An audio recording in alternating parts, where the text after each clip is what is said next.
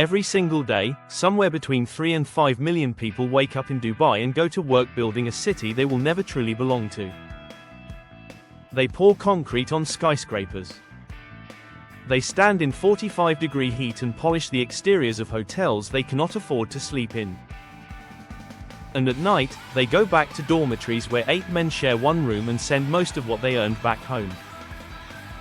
Dubai sells one image to the world: glass towers, supercars, gold-plated everything. But there is a second city hiding just beneath that surface, and once you see it, you cannot unsee it. Here is what very few travel channels will tell you. Dubai has no income tax. It has almost no debt in the traditional sense. But it has something far more fragile holding it together, and right now, that fragile thing is under serious pressure. The UAE sits on enormous oil wealth, but Dubai specifically is not the oil emirate. That is Abu Dhabi. Dubai spent decades trying to reinvent itself as a global hub for finance, tourism, and real estate. That plan worked spectacularly for a while. But in 2009, Dubai came so close to financial collapse that it needed a secret bailout from Abu Dhabi worth approximately $25 billion just to survive.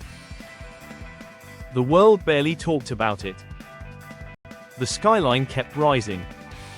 So when people ask whether Dubai is bankrupt, the honest answer is not a simple yes or no. The real answer is strange and more uncomfortable than that.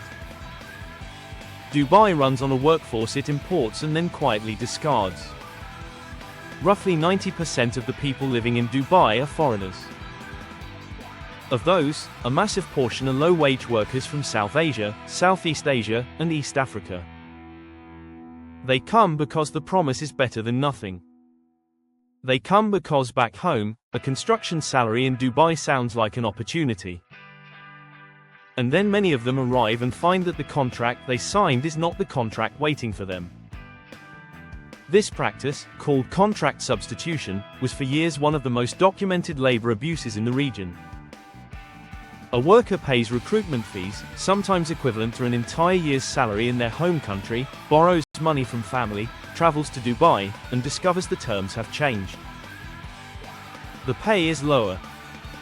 The hours are longer. And they cannot leave because they owe money and because, until recently, the kafala system meant their ability to stay or go was literally owned by their employer. The kafala system. If you have not heard of this, pay attention because this is the detail that changes everything. Under kafala, a migrant worker's legal status in the country is tied directly to their employer. The employer sponsors their visa. The employer can cancel that visa. For decades, this meant a worker who complained, who tried to change jobs, or who tried to leave could be arrested for absconding and deported. The power imbalance was total. The UAE announced reforms to kafala in 2021. And those reforms are real, to a degree.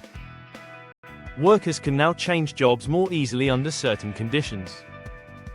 But human rights organizations have documented that enforcement is inconsistent, that many workers remain in exploitative situations, and that the structural incentives that created the problem have not been removed. Now here is the part that most people traveling to Dubai for a holiday never think about. The city they are photographing and praising online exists because of those workers. The hotels, the malls, the Burj Khalifa, the Palm, the airport that feels like a city itself. Every single one built by people who were, in many cases, trapped. And the economic picture adds another layer on top of this. Dubai's GDP growth has been real.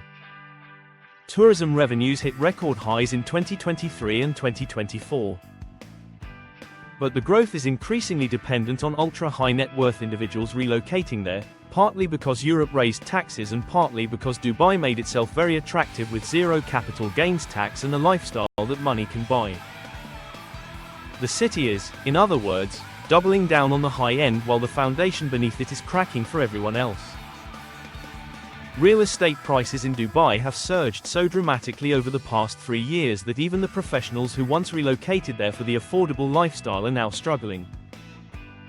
A city that sold itself as a place where a middle-class salary from the West could buy you a luxury life is quickly becoming a city where that calculation no longer works unless you're already wealthy.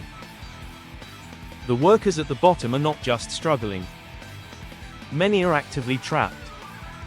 There are documented cases of workers who have not been paid for months, living in camps outside the city, unable to go home because their passport has been confiscated, a practice that is illegal but still reportedly occurs, and unable to access legal help because navigating that system requires money and language access they do not have.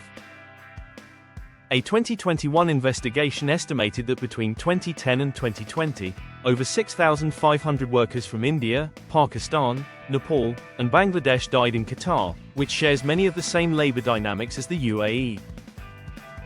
Similar tracking in Dubai is extremely difficult because the data is tightly controlled by the government. So why does any of this matter to someone watching this video, someone sitting in London, or Accra, or Chicago, or Manchester, dreaming about what a life somewhere different might look like?